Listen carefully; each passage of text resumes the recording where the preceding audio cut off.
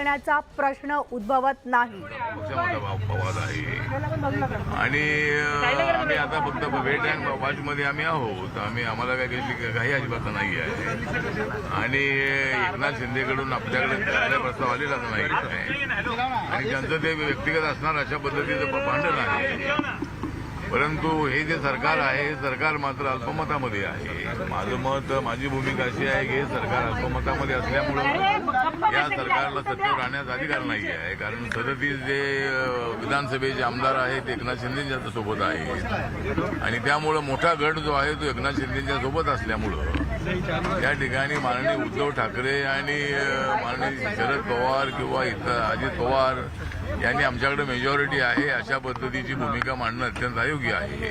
ठीक आहे, फ्लोअरवर आपल्याला बहुमत सिद्ध करण्याचा अधिकार आहे, परंतु सध्या एवढे आमदार तुमच्यापासून वेगळेच झालेले असताना जवळजवळ 44-45 आमदार जे आहेत ते तुमच्यापासून वेगळे आहेत असं असताना आपलं बहुमत त्या ठिकाणी असू शकत नाही आहे। त्यामुळे या सरकारला निर्णय घेण्याचा कुठलाही अधिकार नाही आहे। 16 आमदारांना सस्पेंड करण्याच्या संबंधामधली हालचाल सुरू आहे, पण अशी आहे की या 16 आमदारांना तुम्हाला अजिबात सस्पेंड करता येणार नाही। यांनी 37 आमदारांचा 2/3 मेजॉरिटीने त्यांनी आपले आमदार त्यांनी आपल्यासोबत घेतलेले आहेत आणि 2/3 आमदार असल्यामुळं त्यांच्या आमदारकीला अजिबात धक्का लागू शकत नाही। आणि व्हीप जो असतो तो व्हीप हा हाऊसमध्ये असतो, व्हीप हा बाहेर नसतो। त्यामुळे एखाद्या बैठकीला हजर जर झालं नाही तर त्यांना पक्षातून काढून टाकण्याचा तुम्हाला अधिकार आहे, पण त्यांची आमदारकी रद्द करा अशा पद्धतीची मागणी करण्याचा किंवा तशी पद्धतीचा निर्णय घेण्याचा कुठलाही अधिकार हा डेप्युटी स्पीकरना अजिबात नाही आहे। त्यामुळं मला वाटतं की अशा पद्धतीची अन्यायकारक भूमिका अनकॉन्स्टिट्युशनल होता कामा नये आणि एकनाथ शिंदे यांना कायदेशीर अशा पद्धतीचं प्रोटेक्शन मिळालं पाहिजे। जी काही शिवसेनेची गुंडागर्दी तर चाललेली आहे त्या गुंडागर्दीच्या संबंधामध्ये माननीय उद्धव ठाकरे यांनी त्यांना शिवसैनिकांना सांगायला पाहिजे। गुंडागिरी करायची असेल, तोडफाड करायची असेल तर तेच तोडफाड करू शकतात असं अजिबात नाही आहे आणि तोडफाड करायची असेल तर एकनाथ शिंदेच्या सोबतही अनेक शिवसैनिक आहेत। त्यामुळे अशा पद्धतीची दादागिरी करणं अजिबात योग्य नाही आहे। सर हिंदी में अभी हिंदी बोलिए सर। क्या एकनाथ शिंदे सोबत उभी राहील का रस्त्यावरच्या लढाईमध्ये? आता रिपब्लिकन पक्ष जो आहे हा रिपब्लिकन पक्ष हा तसा एकनाथ शिंदे यांच्याबद्दल आम्हाला सहानुभूती आहे। त्यांनी अशा पद्धतीचा मोठा निर्णय घेतलेला आहे आणि अशा पद्धतीची दादागिरी करण्याचा प्रयत्न होत असेल तर ते योग्य अजिबात नाही आहे। त्यामुळं पोलिसांच्या समोर जर त्या ठिकाणी बोर्ड तोडले जात असतील तर ही सरकार तुमचं आहे आता सध्या तरी, आणि अशा अवस्थेमध्ये असे बोर्ड तोडणं योग्य नाही आहे। त्यांनी माननीय उद्धव ठाकरे यांनी सगळ्या शिवसैनिकांना आदेश दिले पाहिजे आणि शांततेनं जे काय असेल तो त्या पद्धतीने पुढे जायला पाहिजे। जर तुम्हाला वाटतंय की ते आमदार इकडे आल्यानंतर आमच्याकडे येतील तर ठीक आहे, जे तुमच्याकडे येतील ते तुमच्याकडे येतील, परंतु एकदा ते गेलेले आमदार तुमच्याकडे येतील अशी परिस्थिती अजिबात नाही आहे। पण ठीक आहे, तर तुम्हाला प्रयत्न करायचा असेल तुम्ही करू शकता, पण दादागिरी करणं बरोबर नाही आहे आणि या दादागिरीनं सुद्धा उत्तर दिलं जाऊ शकतं असं आपलं मत आहे। आणि जर एकनाथ शिंदे यांच्यावर जर अन्याय होत असेल तर माझ्या पक्षाचे लोक सुद्धा एकनाथ शिंदे यांच्यासोबत राहतील अशा पद्धतीची माझ्या पक्षाची भूमिका राहणार आहे। माननीय देवेंद्र फडणवीस जी जो विरोधी पक्ष नेता भी है और माजी मुख्यमंत्री भी है, उनके साथ मैंने बात की है और उन्होंने बताया है कि मतलब जो शिवसेना में जो अंतर्गत झगड़ा है उससे हमारा कोई संबंध नहीं है और एकनाथ शिंदे जी और उद्धव ठाकरे के बीच में जो विवाद है वो निपटाए, उससे हमारा कोई संबंध नहीं है और हम वेट एंड वॉच पर हम लोग हैं, हमें कोई घाई नहीं है और सरकार बनाने के संबंध में हमने अभी कोई सोचा था नहीं है। जब आगे क्या होता है हम देखते हैं, लेकिन ये जो माननीय शरद पवार जी, माननीय अजित पवार जी, माननीय उद्धव ठाकरे जी, संजय राउत जी जो बोल रहे हैं कि भाई हम मेजोरिटी दिखाएंगे, तो इतने एमएलए मतलब आपको छोड़ कर चले गए हैं। शिवसेना के 37 एमएलए और 7-8 अपने इंडिपेंडेंट एमएलए उनके साथ है। तो इतने एमएलए अगर बाहर आए तो आप कैसे कौन से मुंह से बोल सकते हैं कि भाई हम मेजोरिटी से करेंगे? तो ठीक बात है, हाउस में अगर देखना है तो हाउस में देख सकते हैं। 16 जो एमएलए उनको सस्पेंड करने का कोई अधिकार डिप्टी स्पीकर को तो बिल्कुल नहीं है, और ऐसा अगर होता है तो ये अन्यायकारक भूमिका होगी। महाराष्ट्र में इसी तरह का इलीगल काम नहीं चलना चाहिए, और 2/3 मेजोरिटी से एकनाथ शिंदे के साथ एमएलए चले गए हैं, तो उनको मतलब शिवसेना की मान्यता मिलनी चाहिए। और इसी तरह की दादागिरी करना अच्छी बात नहीं है। जो तोड़फाड़ हो रही है इसको रोकने की आवश्यकता है, लेकिन पुलिस के सामने इसी तरह की तोड़फाड़ हो रही है, ये बात बिल्कुल नाजायज है और बहुत ही गंभीर बात है। तो पुलिस ने ध्यान देने की आवश्यकता है, उनके सभी एमएलए के घर को प्रोटेक्शन देने की आवश्यकता है। ऐसी दादागिरी बिल्कुल नहीं चलेगी, और दादागिरी अगर करने की कोशिश होगी तो दादागिरी को दादागिरी से उत्तर दिया जा सकता है। इलीगल है तो क्या मुख्यमंत्री को इस्तीफा देना चाहिए? आपने कहा अल्पमत में है, इलीगल है जो भी चल रहा है, तो क्या मुख्यमंत्री को इस्तीफा देना चाहिए? आप मांगेंगे? नहीं, मुख्यमंत्री ने इस्तीफा देना चाहिए, लेकिन अभी मुख्यमंत्री बोल रहे हैं हाउस में मेजोरिटी दिखाएगी। अभी इतनी माइनॉरिटी में गए हैं और मेजोरिटी कहाँ से दिखाएंगे? तो हाउस में दिखाना है तो हाउस में दिखा सकते हैं, लेकिन फिलहाल माननीय देवेंद्र फडणवीस जी ने बताया कि हमें कोई जल्दबाजी बिल्कुल नहीं है, हम वेट एंड वॉच पर हम लोग हैं, और आगे क्या होगा हम देखेंगे। लेकिन अभी हमारा कोई ये झगड़े में हमारा कोई संबंध नहीं है। बीजेपी का बिल्कुल ये तोड़फाड़ में बिल्कुल हाथ नहीं है। थैंक यू तर केंद्रीय मंत्री रामदास आठवले यांनी नुकतंच प्रसारमाध्यमांशी बोलताना म्हटलेलं आहे, शिवसेनेची गुंडगिरी खपवून घेतली जाणार नाही। गुंडगिरी करणाऱ्यांना ठाकरेंनी आडवावं असं देखील रामदास आठवले यांनी म्हटलेलं आहे। फडणवीसांच्या भेटीनंतर रामदास आठवले पत्रकारांशी बोलत होते आणि जर शिवसेना अशा प्रकारे गुंडगिरी करत असेल तर माझं समर्थन एकनाथ शिंदे आणि त्यांच्या आमदारांना असल्याचं सुद्धा रामदास आठवले यांनी सांगितलंय।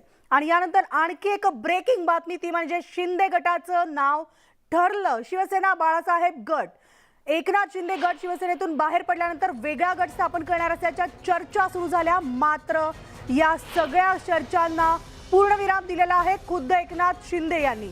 न्यूज 18 लोकमतशी बोलताना त्यांनी स्पष्ट केलेलं आहे, अद्याप असं कोणताही गट ठरलेला नाही, कोणतंही नाव ठरलेलं नाही। अखेरीस एकनाथ शिंदे यांनी या सत्ता संघर्षात एक पाऊल पुढे आपल्या गटाचं नाव शिवसेना बाळासाहेब गट असं ठेवलं आणि शिंदे गटाला बाळासाहेब ठाकरे यांच्या नावाचा वापर करण्याचा अधिकार नाही अशी प्रतिक्रिया शिवसेनेकडून सुद्धा आलेली आहे। मात्र एकनाथ शिंदेंनी सुद्धा या बातमीवर दुजोरा दिलेला नाही। दरम्यान आपण कोणताही वेगळा गट स्थापन केलेला नसून आपण शिवसेनेतच आहोत असं म्हणत एकनाथ शिंदे यांनी हे सगळे दावे फेटाळून लावलेत। काही वेळापूर्वी एकनाथ शिंदे यांच्या सोबत आमचे प्रतिनिधी उदय जाधव यांनी फोनवरून संवाद साधला होता। नेमकं एकनाथ शिंदे या सगळ्यावर काय म्हणाले, त्यांची प्रतिक्रिया काय होती पाहूयात। आपल्यासोबत आता थेट शिवसेना नेते एकनाथ शिंदे आहेत। शिंदे साहेब, नेमकं काय आहे आपल्या मनामध्ये? एकनाथ शिंदे यांचा जो गट आहे तो बाळासाहेब ठाकरे गट आहे असं जे नाव जे आहे ते जाहीर होत आहे। अधिकृत माहिती काय आहे ती तुमच्याकडनं जाणून घ्यायचं, काय नेमकं तुमच्या गटाचं नाव ठरलं आहे? मी आपल्याला अगोदर पण सांगितलं, आम्ही बाळासाहेबांचे शिवसैनिक आहोत आणि आम्ही शिवसेनेतच आहोत। कालही होतो, आजही आहे आणि उद्याही राहणार आहोत। त्यामुळे हे तुम्हाला कोणी काही चुकीची माहिती दिली त्याच्यावर विश्वास ठेवू नका। आम्ही शिवसैनिक आहोत आणि आम्ही शिवसेनेमध्येच आहोत। साहेब, मग आपल्या गटाचं नाव काय असेल ते हॅलो, तुम्हाला गट बनवतोय किंबहुना गट फॉर्मेशन होतंय किंवा काय होतंय याची माहिती जी आहे ती वस्तुस्थितीला धरून नाही। योग्य वेळी तुम्हाला सगळी माहिती दिली जाईल। परंतु आज मी आपल्याला सांगतो, आम्ही कालही शिवसेनेत होतो, आजही शिवसेनेत आहोत आणि उद्याही शिवसेनेत राहणार आहोत। साहेब, म्हणजे तुमच्या गटाचं नाव शिवसेना हेच आहे, बाळासाहेब ठाकरे गट? अरे शिवसेनेतच आहोत, म्हणजे शिवसेनेतच आहोत आम्ही।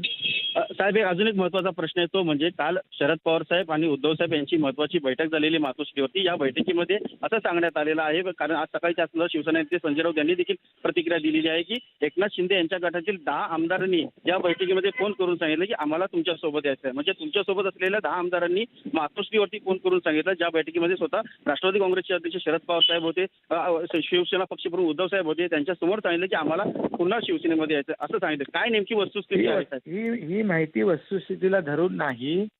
जे आमदार या ठिकाणी आले ते स्वेच्छेने आलेले आहेत, स्वतःच्या मर्जीने आलेले आहेत आणि ते एक बाळासाहेबांच्या हिंदुत्वाची भूमिका जी आहे ती घेऊन आलेले आहेत.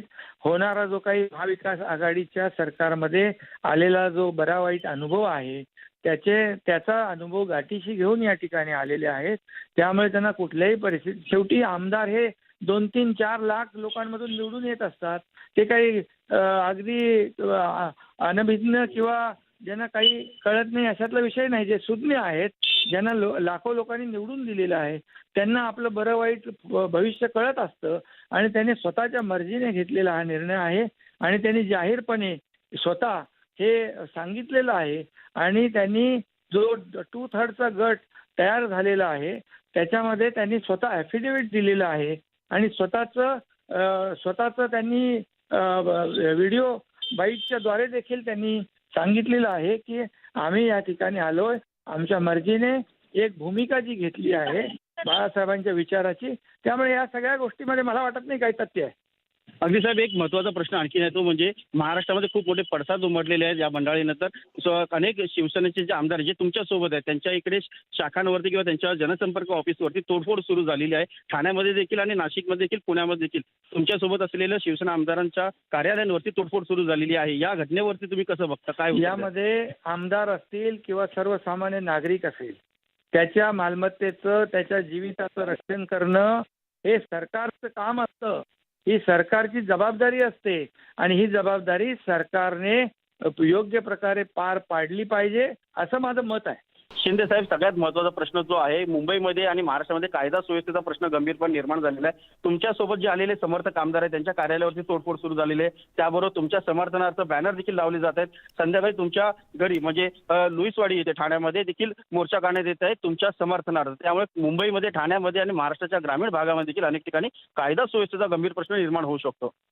कायदा सुव्यवस्थेचा रक्षण करणं, कायदा सुव्यवस्था सांभाळणं, राखणं ही सरकारची जबाबदारी आहे आणि त्यामुळे आमदार असतील किंबहुना सामान्य नागरिक असेल, कार्यकर्ते असतील, यांच्या जीविताचं, मालमत्तेचं रक्षण करण्याचं काम सरकारचं आहे आणि याच्यामध्ये सर्व जबाबदारी जी आहे ही शासनाची आहे. एवढंच मी या प्रसंगी सांगतो. सरकारने जबाबदारीचं पालन करावं एवढंच माझं या ठिकाणी आता म्हणणं आहे. तूर्त नंतर बाकी विषयावर मी बोलेन. साहेब, आणखी एक महत्त्वाचा प्रश्न आहे तो म्हणजे तुमचे जे समर्थक आमदार आहेत त्यांचं पोलीस संरक्षण जे आहे ते काढण्यात आलेलं आहे अशी माहिती मिळते. यावरती काय आपली प्रतिक्रिया आहे? त्यांच्या कुटुंबियांचं देखील पोलीस संरक्षण आहे ते काढण्यात आलेलं आहे. हे रडीचा डाव आहे. हे पायाखालची वाळू सरकलेली हे चित्र आहे आणि असं सरकारचं काम असतं. सरकारची जबाबदारी असते कायदा सुव्यवस्था राखण्याची आणि अशा प्रकारच्या जबाबदारीतून फळ सरकारला काढता येणार नाही. आणि जर काय कायदा सुव्यवस्था निर्माण झाली आणि आमदार आणि नागरिकांच्या मालमत्तेचं नुकसान झालं तर ही जबाबदारी राज्य सरकारची आहे. एवढंच मी या प्रसंगी सांगतो. याला जबाबदार राज्य सरकार असेल.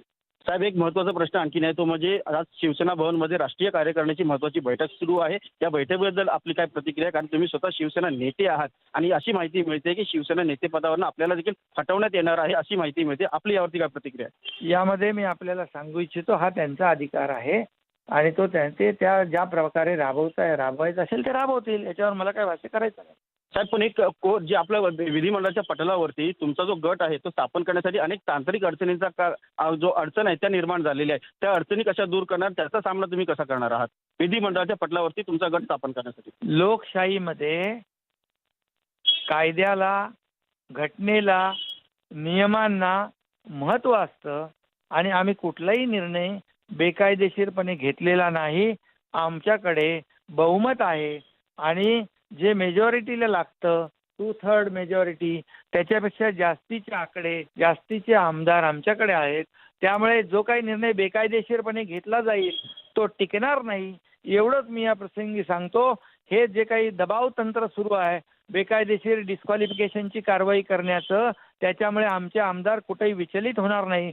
त्यांनी एक भूमिका घेऊन पुढे आलेले आहेत. त्यांनी सर्व परिणामांची जबाबदारी त्यांना माहीत आहे. सर्व परिणामांचा विचार करून ते या ठिकाणी आलेले आहेत आणि त्यामुळे त्यांच्यावर कुठलाही परिणाम होणार नाही अशा प्रकारच्या दबाव तंत्रामुळे. आणि हे दबाव तंत्र टिकणार नाही कारण हे जे काही ते सुरू आहे ते इल्लीगल आहे, अवैध आहे आणि बेकायदेशीर आहे. त्यामुळे लोकशाहीमध्ये बेकायदेशीर काम करणं हे गुन्हा आहे आणि तो टिकणार नाही. धन्यवाद.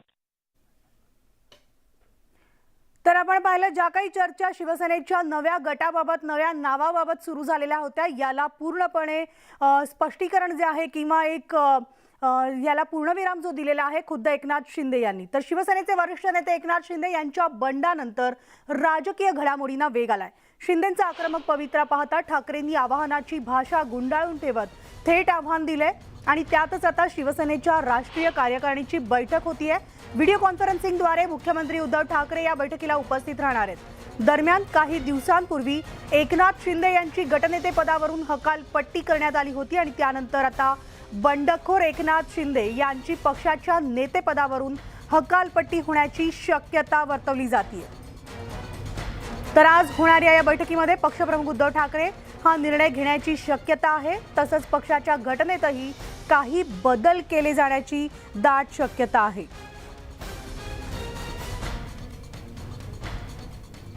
आणि आत्ताची आणखी एक सगळ्यात मोठी बातमी, शिवसेनेकडून बंडखोर आमदारांना आजपासून नोटीस पाठवण्यात येणार आहे। शिवसेना 16 बंडखोर आमदारांना अपात्रतेबाबत नोटीस पाठवणार आहे। यानंतर बंडखोर आमदारांना 24 तासात आपली बाजू मांडावी लागणार आहे। विधानसभा उपाध्यक्ष आणि सेना नेत्यांच्या बैठकीमध्ये याबाबत चर्चा झाली असल्याची माहिती मिळते।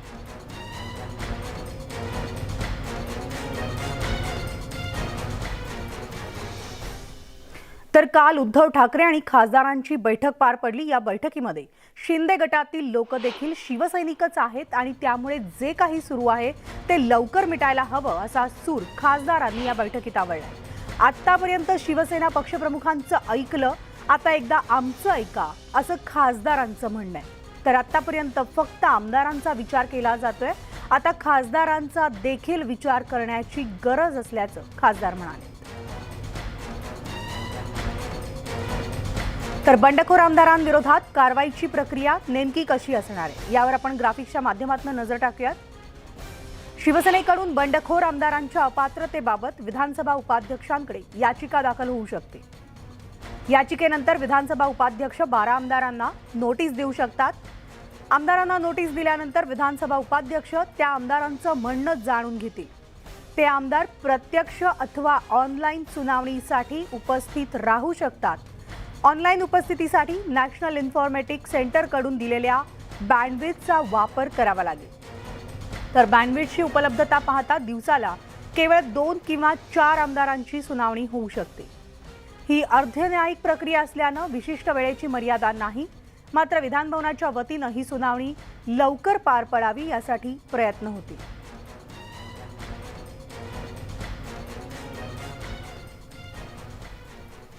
तर शिवसेनेनं शिंदे गटावरील आमदारांविरोधात कारवाईची तयारी केली आहे। व्हीप नंतर बैठकीला उपस्थित न राहिलेल्या 17 शिवसेना आमदारांना अपात्र करण्याची मागणी शिवसेनेनं केलेली आहे। तसं पत्र शिवसेनेनं दिलंय। विधिमंडळ कायद्याअंतर्गत ही कारवाई करण्यात येणार आहे। शिवसेनेचे शिंदे समर्थक आमदार सध्या गुवाहाटीमध्ये आहेत, पण त्यांना बहुमत सिद्ध करण्यासाठी मुंबईत विधानसभेत यावं लागेल आणि त्यावेळेस शिंदे यांना रोखण्याचा महाविकास आघाडी सरकारचा प्लॅन आहे।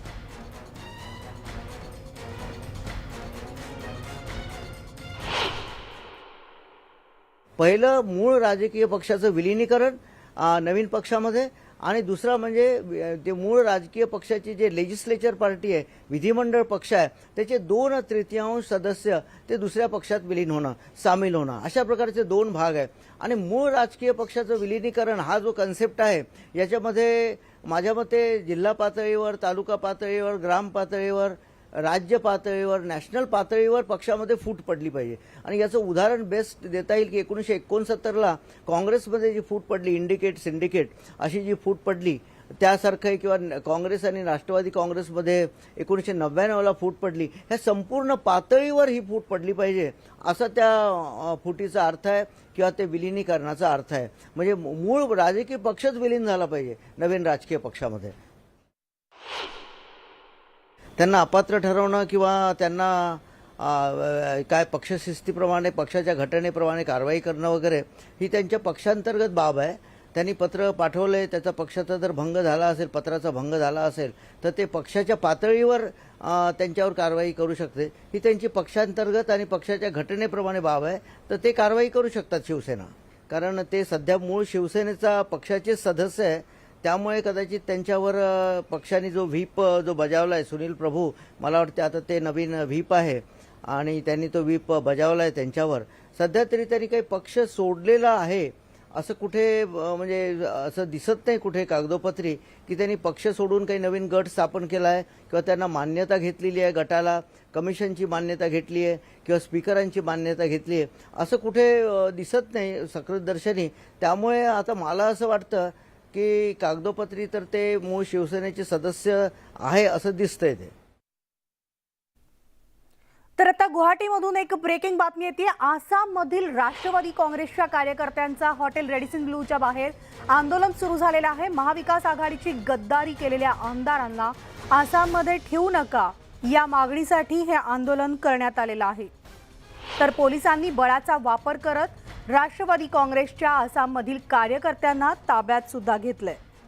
महाराष्ट्र विधानसभा में आप लोग का मेजोरिटी प्रूफ कीजिए. यहाँ में होटल पॉलिटिक्स में वो गुवाहाटी में सूरत में रहकर ये जो पॉलिटिक्स आप लोग कर रहा है ये महाराष्ट्र का जनता के लिए सारा इंडिया का जनता के लिए कोई माने दुखद बात है. इसीलिए हम असम एनसीपी के तरफ से हम शरद पवार के साथ है और शरद पवार जी ये हाल निकलेगा. हम महाविकास आघाड़ी के साथ है. हम लोग असम एनसीपी की तरफ से पूर्ण हो क्या. आपण बघतोय शिवसेनेचे बंडखोर आमदार ज्या हॉटेल रेडिसन ब्ल्यू मध्ये ठेवण्यात आलेले आहे त्या हॉटेल रेडिसन ब्ल्यूच्या आवारामध्ये आसाममधील हे राष्ट्रवादी काँग्रेसचे कार्यकर्ते पदाधिकारी या ठिकाणी या आमदारांना गो बॅक करण्यासाठी त्यांना या ठिकाणी न थांबू देण्यासाठी आंदोलन करताय, आक्रमक झालेलं आहे. त्यांच्या भावना काय आपण विचारूया. क्या मांग है आपकी सर? सर क्या मांग है आपकी? राष्ट्रवादी हमारा बात है गणतंत्र का जो गणतांत्रिक प्रोसेस है. This people, this MLAs, they should go to their own place and take the mandate from their people. So Maratha, there is a Maratha pride. These Marathi people, we know they have a pride. So they should go to the people and ask the mandate in their place.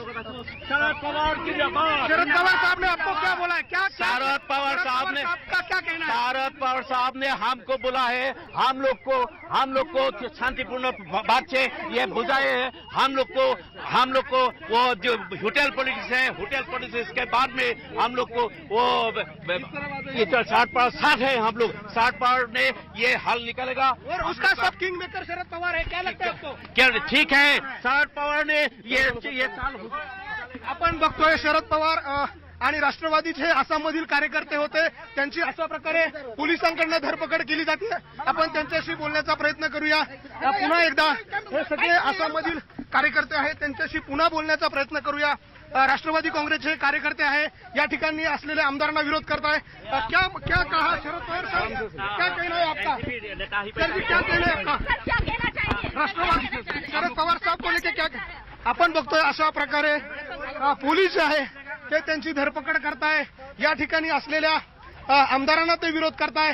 या ठिकाणी असलेल्या आमदारांनी सभागृहात जावं, त्यांचं बहुमत सिद्ध करावं अशा प्रकारचं म्हणणं या आमदारांचं. आपण बघतोय दृश्यांमध्ये पुन्हा एकदा कशा प्रकारे या सगळ्यांची धरपकड या ठिकाणी केली जाते.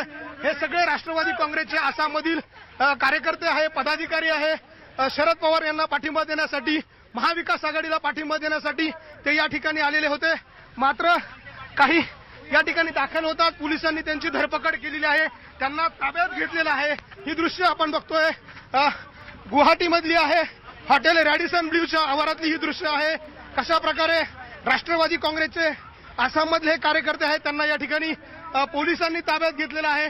बोलू दिलं जात नाही माध्यमांना, त्यांना अशा ठिकाणी ताब्यात घेतलं जातं. ही सगळी दृश्य, थेट दृश्य बघतोय आपण गुवाहाटीच्या हॉटेल रॅडिसन ब्ल्यूच्या आवारातली ही दृश्य आहे. पोलिसांकडनं त्यांना अशा ठिकाणी ताब्यात घेतलं जात आहे. माध्यमांचा मोठा गराडा त्यांना आहे. आपण बघतोय माध्यमांशी बोलू दिलं जात नाहीये. मात्र न्यूज 18 लोकमतशी बोलताना या राष्ट्रवादीच्या पदाधिकाऱ्यांनी आणि कार्यकर्त्यांनी सांगितलेलं आहे की या आमदारांना या ठिकाणी ठेवू नका, या आमदारांना या ठिकाणून पाठवून द्या. हे सगळे आमदार गद्दार आहे. महाविकास आघाडीशी गद्दारी करून हे आमदार या ठिकाणी आलेले आहेत. त्यामुळे या आमदारांना या ठिकाणून पाठवून द्या. आमच्या राज्यातला, आमच्या सरकारमधला पैसा यांच्यावरती वाया घालवू नका, अशा प्रकारची मागणी या सगळ्या आमदारांना विरोध करणाऱ्या राष्ट्रवादीच्या कार्यकर्त्यांची आहे. हे दृश्य आपण बघतोय. अशा प्रकारे त्यांना ताब्यात घेऊन पोलीस घेऊन जात आहे. आंदोलन करण्याचा त्यांनी प्रयत्न केला, मात्र त्यांना पोलिसांनी बळाचा वापर करून ताब्यात घेतलाय. व्हिडिओ जर्नलिस्ट हेमंत बागुलसह लक्ष्मण घाटोळ, न्यूज 18 लोकमत, गुवाहाटी. तर गुवाहाटीमधली सध्याची परिस्थिती आपण पाहिलेली आहे. या सत्ता संघर्षाचे सगळे अपडेट्स आम्ही तुमच्यापर्यंत पोहोचवतोय.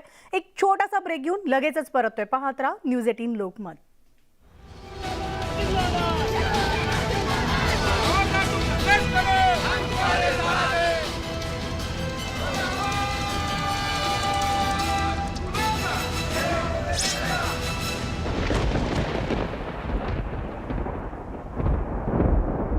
लाच घेताना रंगे हात पकडले. वाशिमच्या लाचलुचपत